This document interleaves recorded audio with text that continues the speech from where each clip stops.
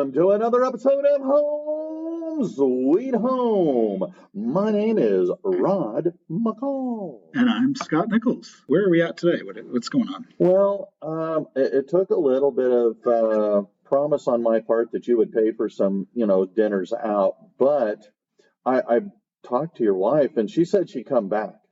Right. So we have Eileen back. Hi, Eileen. Hi.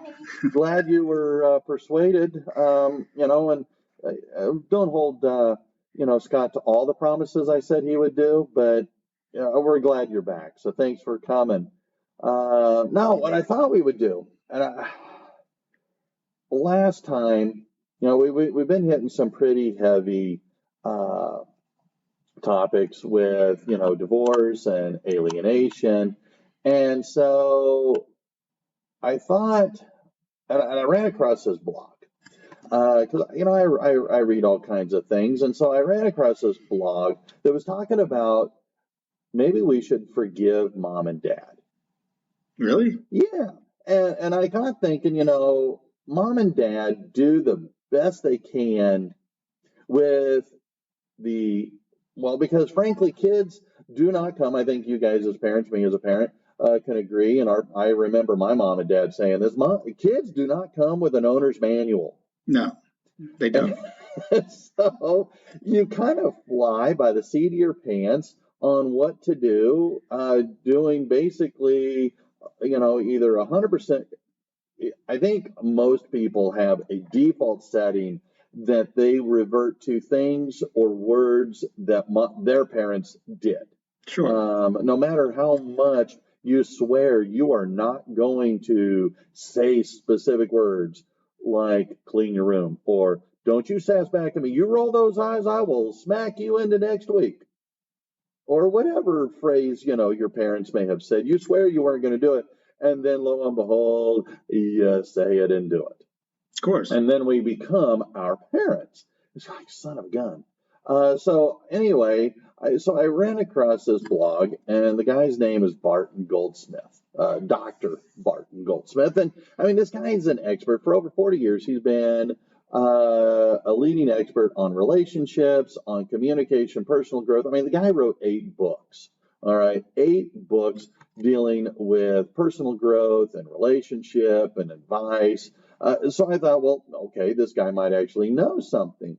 And so the idea was forgiving mom and dad, taking a look at, because, maybe you weren't the easiest child to raise. I mean, I was. I mean, I can just say, I'm sure my sisters would totally agree that, I was an easygoing child, mild, mellow, followed the rules, all that kind of stuff. Oh, yeah. On the surface, that's what I did, too. There was no smoking or, any of the bad things taking place, Oh, yeah. No sneaking out. Definitely not in the house, anyway. Oh, yeah. But when I left at 7 a.m. and came back at 7 p.m., those 12 hours in between. Don't ask, don't tell. That's right. You know it, baby.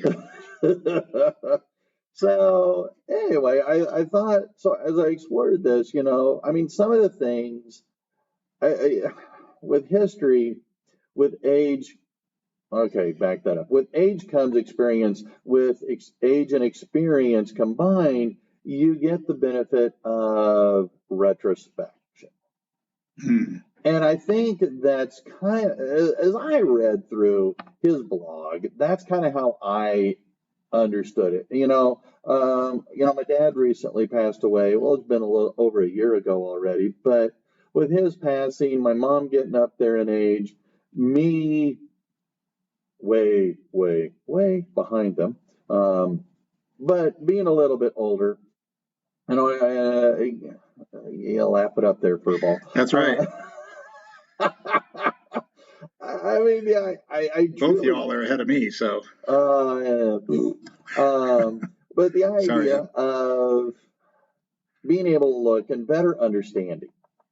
I think I understand my mom and dad better today than I did when I was 16 years old. Because I swore up and down, my mom and dad, I don't know about y'all, But I swore my mom and dad were some of the dumbest people on God's green earth, and I wondered how the Sam Hill did you make it to your stage in life being as dumb and out of touch with reality as you are. Well, sure. I mean, everybody does that, right? Until you turn 25, and then you start realizing a couple of things that maybe they were right about.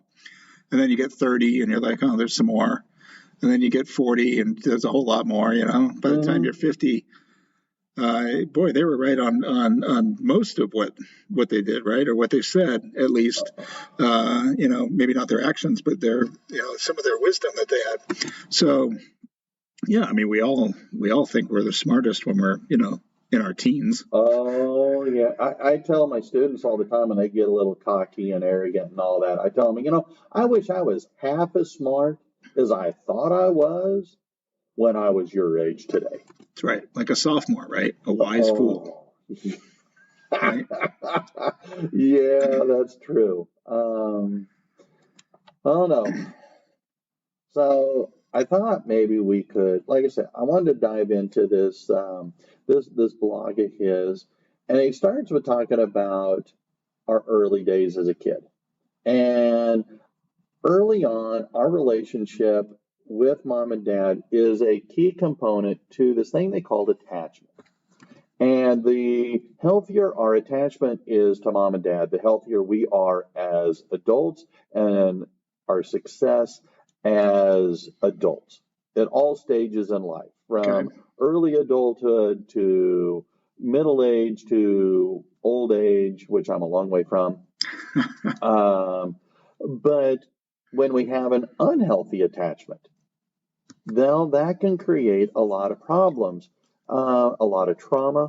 It can create a lot of emotional disturbances in our growth. It impacts our relationships, our ability to have jobs. All these kinds of things can be directly attached to how we bond with our parents. Okay. And so, but that's on mom and dad. Mm-hmm. Mom and dad set that stage, how loving they are, how much they look at you and they say, I love you. Okay. How much they hug you, how much they say, I am proud of you, appreciate you, or just the opposite, how much they ignore you, how much they go, whatever. So if my parents were the loving parents that said, I love you and did all this stuff, right, then I don't really have anything to forgive them for. But if they were the opposite of that, why the heck are you telling me I should forgive them? Well, because that's just the early part. Okay. That's the early stage. Because what did mom and dad do for you? What kind of boundaries did they set?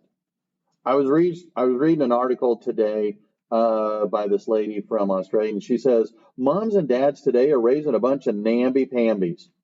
Yeah, doesn't every generation say that?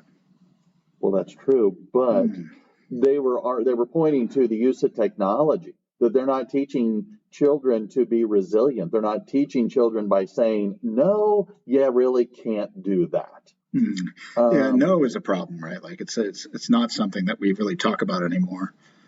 Everything's a possibility. Well, I mean, my mom and dad were kind, generous, loving people, but they also set boundaries, and those boundaries were frustrating sometimes. And I know my older sisters really rebelled against that. I know my little sister rebelled. And what he's saying is that, look, you know what? No matter how much mom and dad shared their love with you, a lot, a little, or somewhere in between, if you were a screwball, then take ownership.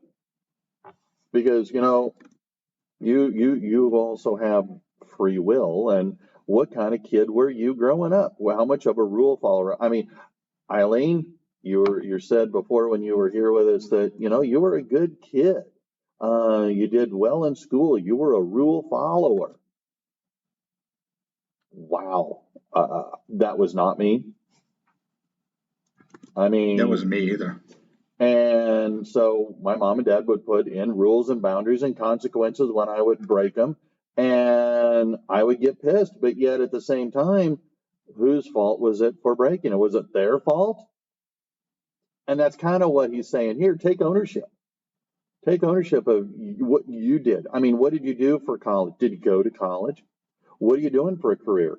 I mean, are you one of those that jump jobs all the time? Are you having a hard time having a job? Are you addicted to drugs or alcohol and that's having a huge negative impact on your ability to hold down a job, financial security, relationships? I mean, did mom and dad make that happen or did you make that happen? But does that discount the overall experience? And for Eileen's story, she told us she kind of dived into education. She dived into her high school, her grades.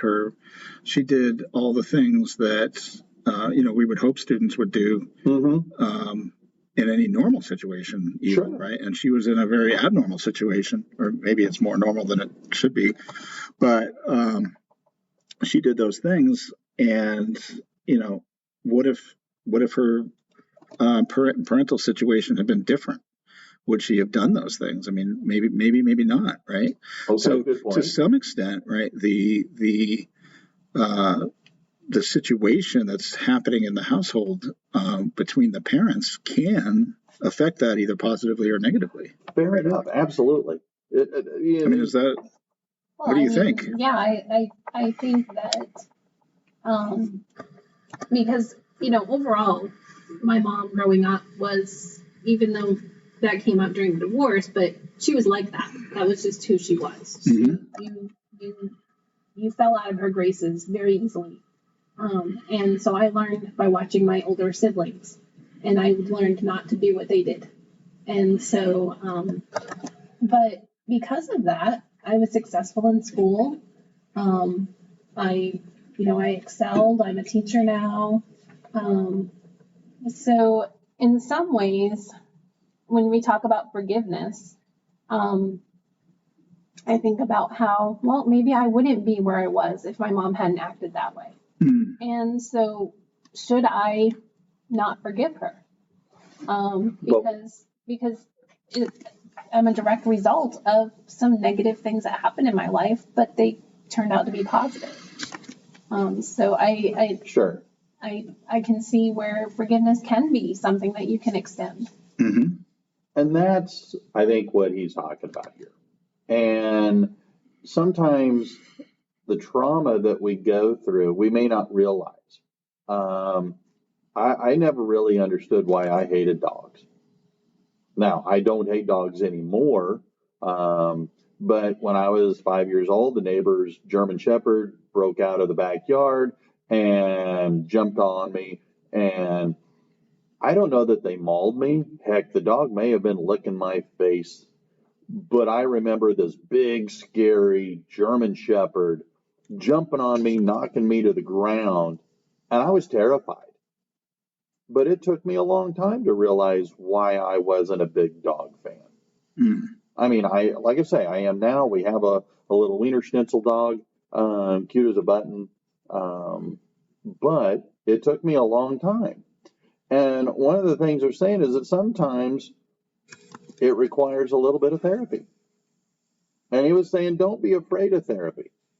And I think that the idea of the old Cary Grant, strong, silent type, hide your emotions thing, that may have been effective at one point in time. But I don't know that concept works as well today. Maybe I'm biased because I'm becoming a therapist. But I know that being able to talk about things might help you recognize why you think or feel a certain way. I think that humans are inherently relational, right? So, yeah, absolutely. Whether you're seeking professional counseling or psychology or any of that stuff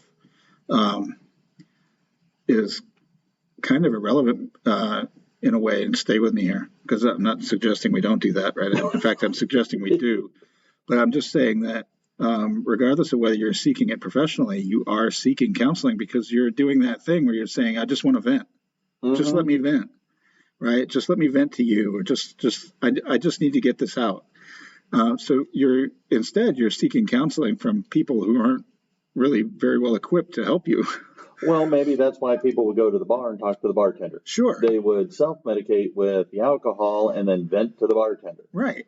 So everybody, I mean, there's there in the past, there's been a stigma. Of course, it's gotten a lot better, but there's been a stigma in the past on these kinds of things. But everybody's doing it. Everybody's been doing it forever. Sure. And it's just all you're doing is going to somebody who can actually help you. Yes. And venting with them. Yes. Right. And I'd rather come and yell at you than yell at my wife. By all means, come and vent. I mean, I do that anyway, but. Well, I know, and before. No, I mean, because I'm yelling at Rod.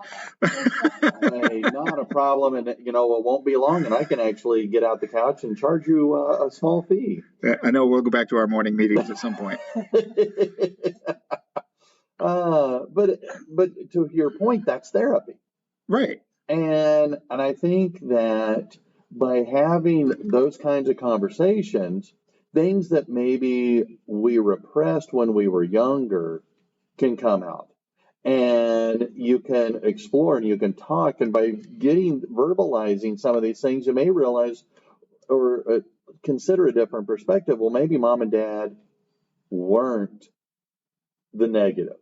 Or maybe they were trying to keep you on the straight and narrow so you didn't go do stupid stuff that would have a long-term negative consequence or could potentially, cause you to have physical harm to yourself, like losing a body part, or go out, drive drunk and kill somebody. I mean, their goal was you may have pushed at the time, but maybe it was better. Maybe they understood. Sure. Because like I said before, I really better understand my mom and dad today and what they tried to teach. And for the most part, I can say they were mostly successful. But I didn't really appreciate it until much, much later. And I'll show you how much of a slow learner I'm at. I was way past 25 when I began to appreciate and understand a lot. In fact, I don't think it really began until I became a dad, until Eric was born. That was in 2003. So I then began to understand and appreciate, because I honestly, I hated my dad for working all the time. My dad worked 40 hours a week plus every Saturday and sometimes on Sunday. And he wouldn't work just, 8 to 5. He'd sometimes work from 7 to 7. Those dang bills making us work all the time. And, but I didn't. But you wouldn't know that because I'm kid, going, right? I don't have anybody to play catch with. And I would have to play catch with mom. Well, mom's not playing catch like dad. I didn't get into Cub Scouts because, my dad wasn't available to, we didn't have a den parent to volunteer. Well, dad couldn't because ta-da, couldn't do that. I going fishing, going hunting, stuff like that. That was, I never went hunting, never learned how to hunt. Kind of learned how to fish, but not really because, again, dad was working all the time. And I got so frustrated. And as I got older, I'm going, why can't you be a normal dad like these guys is, like my friend's dad, and take me to do these things? And but I also, when I became a dad, I understood family first. And you've got to sacrifice what you want to do. I think my dad wanted to take me hunting. He learned how to hunt from his dad when he was a kid. I think he wanted to teach me how to play baseball. I think he wanted to do all the things that I wanted him to do, but he had to work. Right. And I mean, my mom, like you were saying, like your mom was a stay-at-home mom. And she worked. Oh, Lord, did she work. But I did not appreciate the sacrifices that they made. Yeah. Well, like you said at the beginning, right? Like there's no manual for this. Mm-hmm. I mean, even as far as marriage and relationship between, like, there's no real manual for that.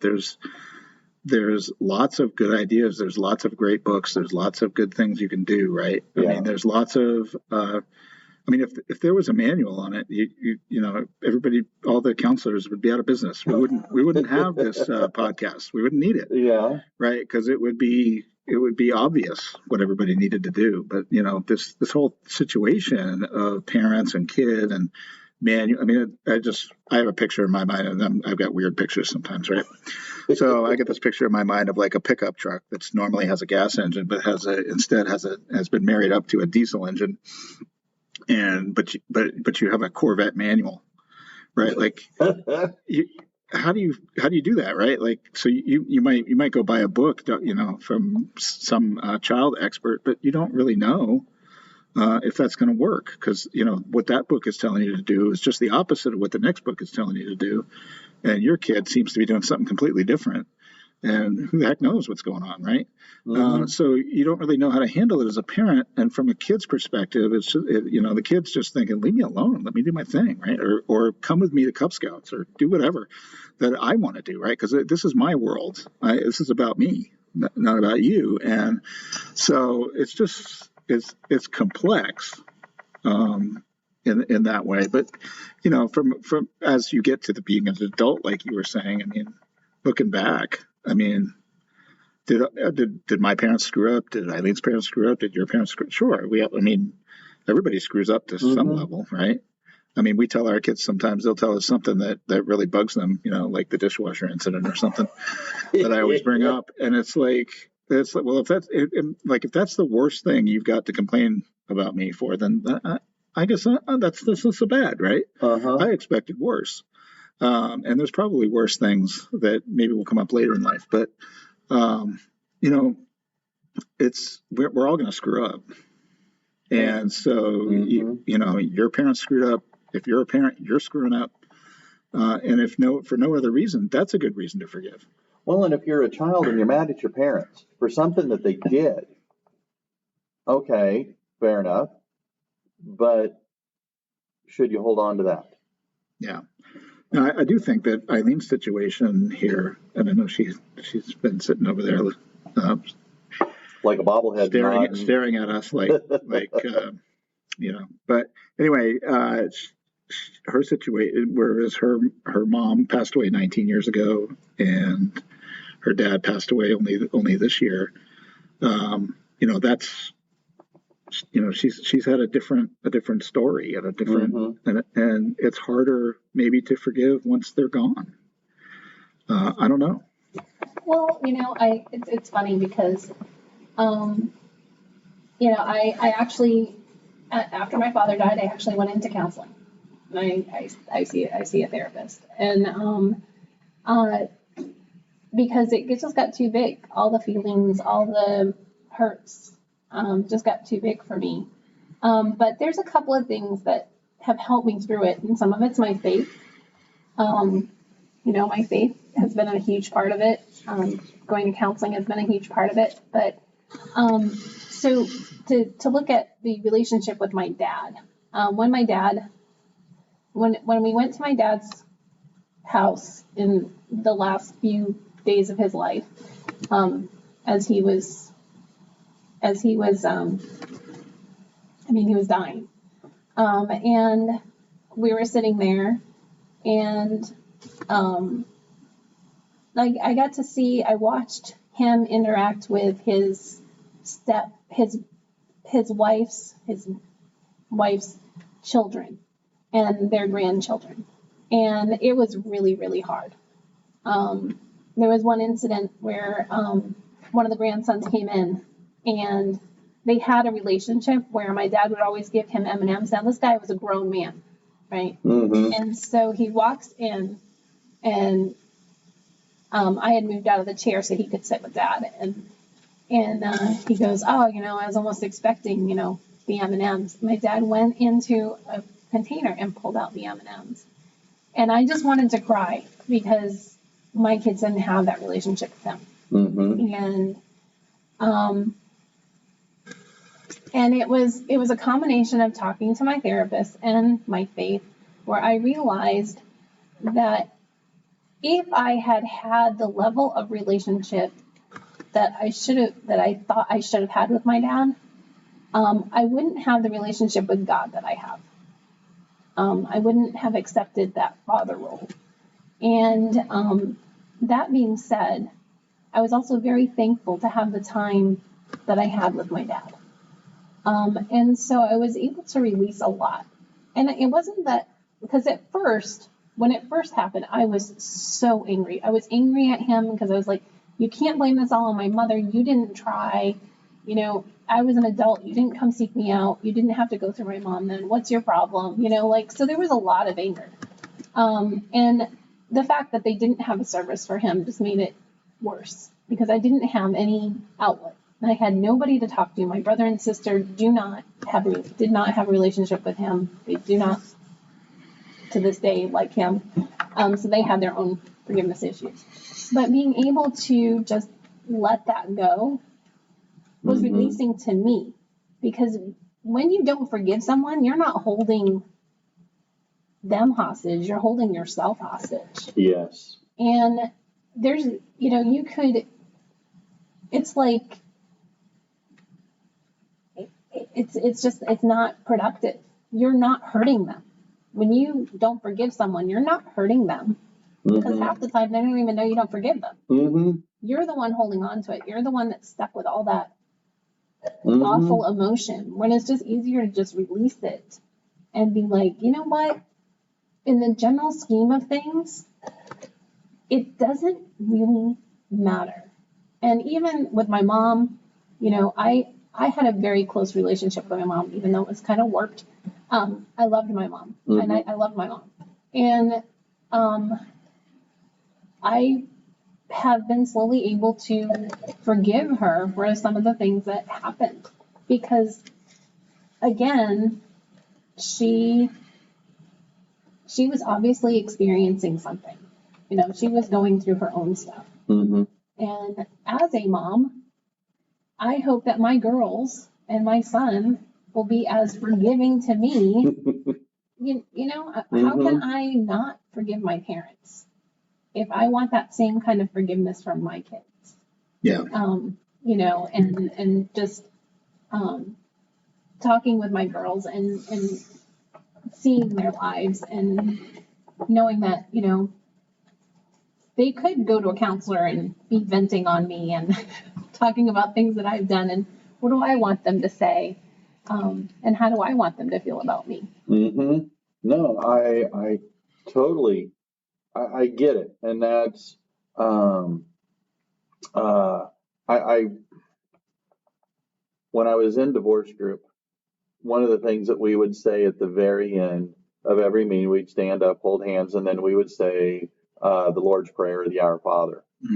And growing up Catholic, I recited it a million times if I said it once. I mean, it was Mom would always make us do the rosary, and that's part of the rosary thing. And I never really thought about the words that I recited until that very first time I'm standing there in group and we're saying the Lord's Prayer to end the meeting, and it says, in there it says, forgive us our trespasses as we forgive those who trespass against us. And I don't know that I would have, I felt like I'd been hit with a 2x4 upside the back of the head. And I realized I have to forgive Eric's mother for all that she was doing. And over the 18 months of the divorce, and it just kept getting worse and worse. And ultimately, when she killed Eric. And I remember telling my mother, I said, because we were, you know, they were here and we were planning Eric's funeral, and I said, I have to go. Again, as Catholics, we go to confession, and I said, I got to forgive her. I said, I have to. Because you're right. The forgiveness isn't for them. It's for us. Yeah. And that's kind of one of the last things in this blog. And he cites another person, but basically it's saying that avoiding these unresolved issues, avoiding saying you're sorry, hinders your personal growth. It hinders your ability to function and it hurts you. Ultimately, I guess is what I'm trying to say here. Yeah, I would say it hinders your healing, right? Uh-huh. I keep having this image of a sitcom that I like to watch. And in the sitcom, there's the mother and there's a son, and the son is giving the mother the silent treatment for quite a long time in this episode, and finally it comes up, right, with the mother, and he talks about how he's been giving her the silent treatment for X amount of days, and she said, "Really?" She goes, "I hadn't noticed." Right. So, I mean, who are you affecting, right? By holding on to your pain and thinking that you're punishing the other person, who are you affecting? And if that other person has passed, who are you really affecting, right? I mean, they're not there. So, getting that out, and, if you're lucky enough that the person is still here, maybe you can have a conversation with them. But even if that's not successful, you could still have a conversation with a counselor or somebody that can help you get beyond it, get the forgiveness down and move forward in life, because it isn't worth it. No, and again, mom and dad did what they thought was best for them at that time. Whether they stayed together, whether they got divorced, whether they acted well, whether they acted poorly. The sooner we can accept what they did, recognize they did what they did because they thought it was the best at the time, and then ultimately at the end of the day forgive them. Absolutely. I mean, I forgave my dad for not taking me fishing, for not taking me hunting, for not being available to teach me how to play baseball. I mean, it took me a long time, but I did forgive him. And that's kind of the whole thing, is that, and that's why I guess I liked this particular article by Dr. Goldsmith, was that just let it go. I like the picture of we had when we were visiting Eileen's father on his last days here in life, that she got a chance to sit with him. And of course, he asked lots of questions about why we moved away and all that stuff. But then he just sat there, and they just sat next to each other and were holding hands. And I just thought, I mean, that I was tearing up, and I was way across the room looking at my phone, right? Because what else are you going to do in an awkward situation, right? So I'm scrolling, and I look over, and they're holding hands after this conversation, and they just held hands for a long time. And I'm assuming that was a moment of healing for both of you, probably. So. Well, and it was the last day that he was cognizant. Yeah, I mean, it was as if he was waiting for me, and then he wasn't really there anymore. So it was quite amazing, and I was glad to have that time. And that was the other thing, whereas I was thankful that he was returned to me before he passed. Yeah. That I didn't have to wait. And that those things were taken care of before he passed. Because we could do a whole other episode on regret, because I am too. I am glad that you also got that opportunity. And I got to say, religious or not religious, you mentioned the Lord's Prayer. I mean, we just, in our church that we go to, we just spent 6 months of messages on the Lord's Prayer. Sermon on the Mount. The Sermon on the Mount, and part of that is the Lord's Prayer, of course, but it was more than one message on the Lord's Prayer as well. So, I mean, and there's, religious or not, right? There's a lot of things in the secular world that come from and back up some of that kind of those kinds of things from that Sermon on the Mount and the Lord's Prayer, right? Like the forgiveness. I mean, in secular world, it is, you need to forgive, right? You need to let that go. You need to release it. And it's not just some made up thing or a song by Elsa that religion has created, or a song by Elsa, right? But let it go. Yeah. Another Disney great, right? I mean, it's a Disney thing. I'm not sure it's great, but yeah, I mean, we gotta do that, right? We gotta forgive. We gotta forgive parents. We gotta forgive spouses. We gotta forgive partners. We gotta forgive friends. I mean, we do. It just eats away at you if you don't. Absolutely. And, I guess if I'm saying anything, cut mom and dad a break. Yeah, I agree. And anyway, especially to my kids, if you're listening, cut me a break. I definitely need it. The more they forgive and cut you a break, the bigger the Christmas present. Probably not. All right. Well, I was trying there. So anyway, well, that's all I got. Eileen, thank you so much for coming back. That's great. Well, I hope you didn't feel like you couldn't get a word in edgewise. I apologize if that was the case. Yeah. So, well, thank you for forgiving me. All right. All right. Well, until next time, you're Scott. And you're Rod. See ya. Bye-bye.